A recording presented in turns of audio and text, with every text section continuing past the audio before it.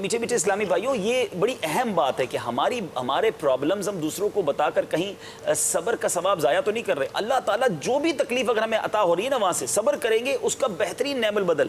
نابینا ہوتے ہیں لوگ، کمال حدیث جملہ اچھا ہے کہ تکلیف عطا ہو رہی ہے. ہاں عطا ہو رہی ہے نا. اب دیکھیں بزرگان دین جو ہیں وہ انتظار کرتے تھے تکلیف کا. حضرت فتح موصلی رحمۃ اللہ تعالی علیہ کی زوجہ محترمہ کو ایک بار ناخن ٹوٹ جانا جان نکال لے. ناخن آپ کا ٹوٹا، مسکرانے لگی. تو لوگوں نے کہا کہ آپ کو درد نہیں ہو رہا؟ تیرے درد تو ہو رہا ہے، لیکن اس درد پر جو صبر کروں گی اور صبر کا جو ثواب ملے گا وہ سوچ کر ہی مجھے خوشی ہو رہی ہے. That is the mentality. تو اب یہ غور کرنا ہے کہ میں دنیا کو بتا کر، اچھا مجھے ایک بات بتائیں، آپ نے آج بڑے پیسے کما لیے، کوئی بڑی خوشخبری مل گئی.